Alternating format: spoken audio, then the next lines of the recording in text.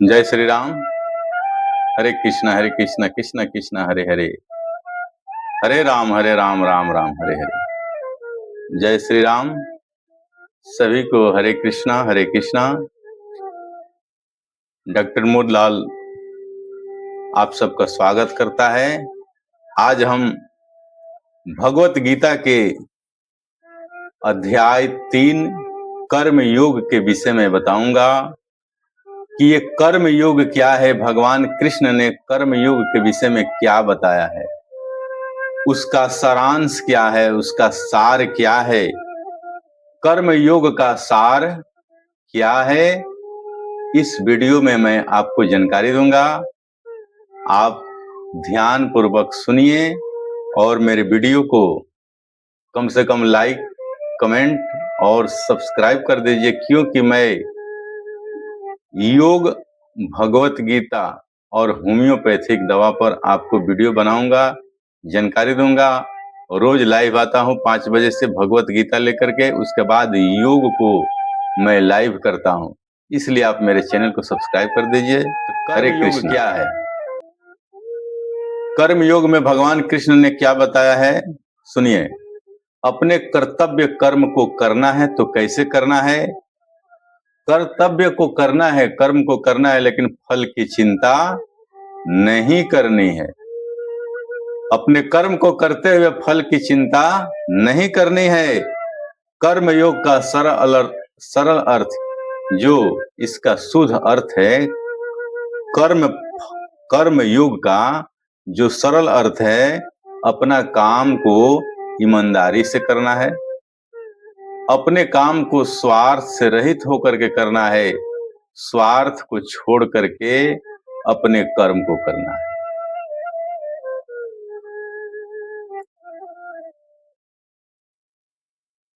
स्वार्थ रहित होकर के कर्म को करना है। सफलता हो या असफलता हो, इसकी चिंता भी नहीं करनी है।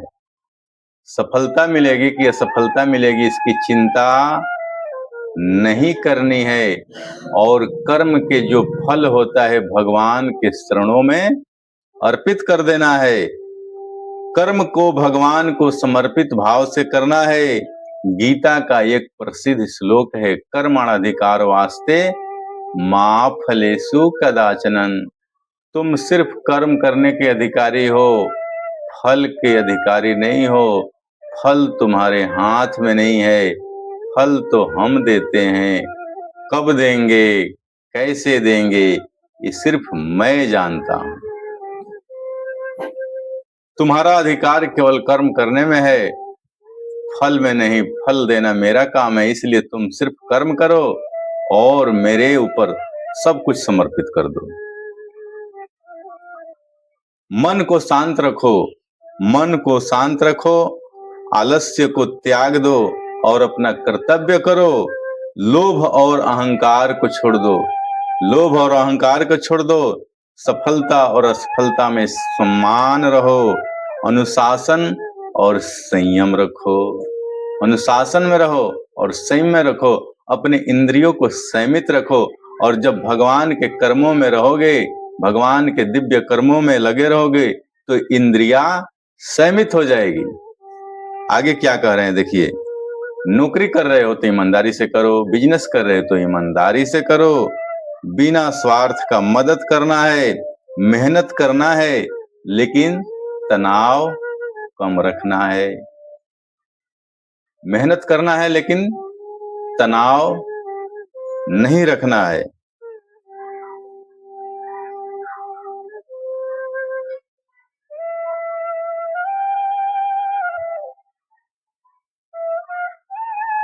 कृष्ण जी ने इसी को श्रेष्ठ जीवन कहा है,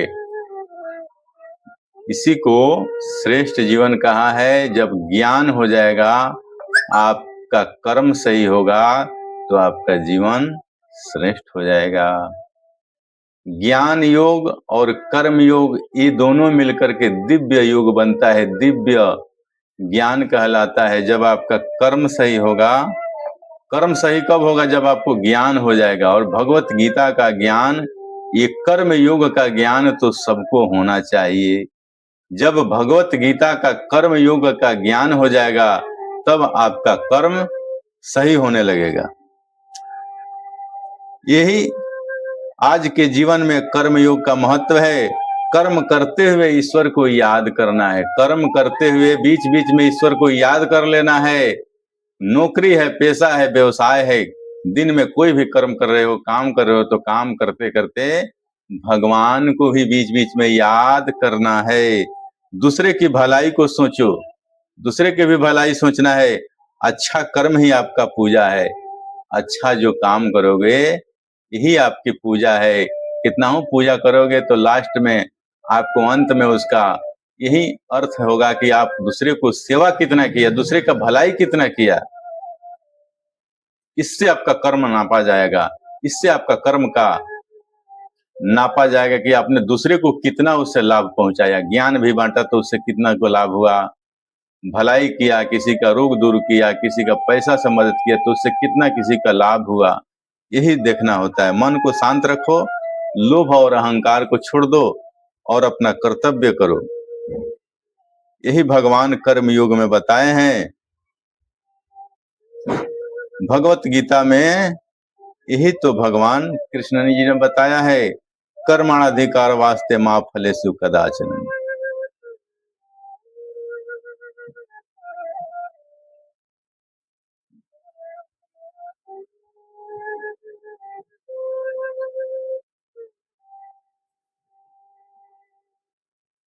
और आगे देखिए क्या कह रहे हैं कृष्ण जी की, कर्म किए बिना कोई व्यक्ति रह नहीं सकता है।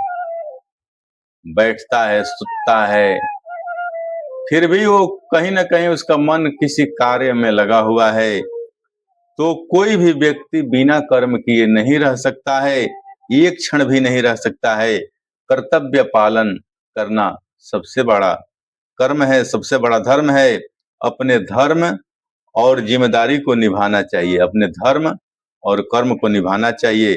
फल की चिंता मत करो, सिर्फ कर्म करो, सिर्फ कर्म करो। कर्म करने में ही तुम्हारी भलाई है। कर्म करोगे तो एक दिन उसका फल मिलेगा, बुरा करोगे तो बुरा मिलेगा, अच्छा करोगे तो अच्छा मिलेगा। आलस्य और कर्म त्याग गलत है। आलस और कर्म, आलस और कर्म त्याग गलत है। केवल कर्म छोड़ देने से सिद्धि नहीं मिलती, अपना कर्म को छोड़ देने से सिद्धि नहीं मिल सकती। इसलिए आलस को छोड़ दो, कर्म में लग जाओ। मन और इंद्रिय पर नियंत्रित रखो। भगवान की सेवा में लगोगे, भगवान का जब कार्य करोगे, मंत्र का जाप करोगे, योग करोगे, साधना करोगे तो अपनी इंद्रियों पर विजय पाओगे, इंद्रियों पर संयमित करोगे।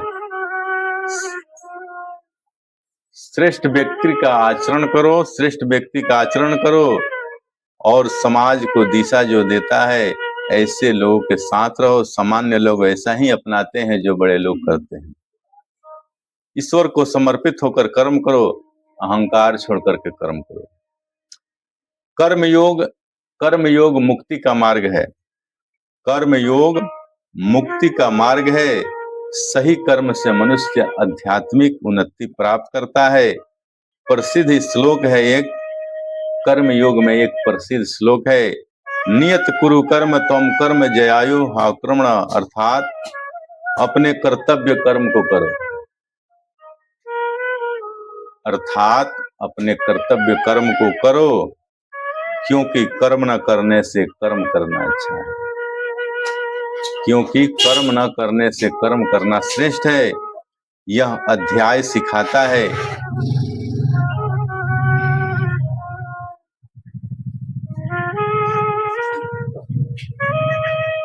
यह अध्याय सिखाता है कि जीवन में मेहनत, अनुशासन, सेवा और निस्वार्थ कर्म ही सच्चा योग है। तो कर्म योग का सिद्धांत सुनिए। कर्म योग सिखाता है कि जीवन में मेहनत, अनुशासन, सेवा और निस्वार्थ कर्म और बिना फल की चिंता किए हुए कर्म को लगातार करते रहना ही यह कर्म योग का ज्ञान है। कर्म योग आपको सिखाते हैं भगवान। यही सच्चा योग है, यही सच्चा योग है कि निस्वार्थ भाव से बिना फल की चिंता किए हुए समाज को सेवा करते रहना है, अपना कर्म को करते हुए, बीच बीच में कर्म करते हुए भगवान को याद करते रहना है। यही कर्मयोग है और यही कर्मयोग का संदेश है जो भगवान कृष्ण अर्जुन को बता रहे हैं, जो आगे चलकर सभी मनुष्य मेरे इस नियम का पालन करेंगे, इस नियम पर चलेंगे। यही तो कर्मयोग का संदेश है। यही तो तीसरा अध्याय है कर्मयोग, और इस अध्याय के विषय में आज मैंने बता दिया है।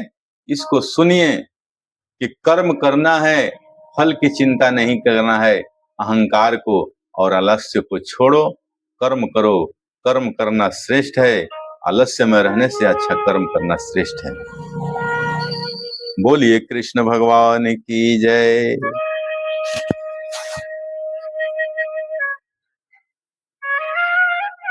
कर्मयोग से मुक्ति का मार्ग मिलेगा, कर्मयोग से ही मुक्ति का मार्ग मिलेगा। सही कर्म से मनुष्य आध्यात्मिक उन्नति करता है। सही कर्म करने से मनुष्य की आध्यात्मिक उन्नति मिलता है, भगवान के शरण प्राप्त होते हैं, भगवान के शरणागत हो जाता है। भगवान के जब शरणागत हो जाइएगा तो कर्म बंधन से मुक्त कर देंगे, आपको सारे बंधनों से मुक्त कर देंगे। भगवान कहते हैं कि मेरे शरण में आओ, अहम तम पाप विमोक्षस्य सामी मां शुचम।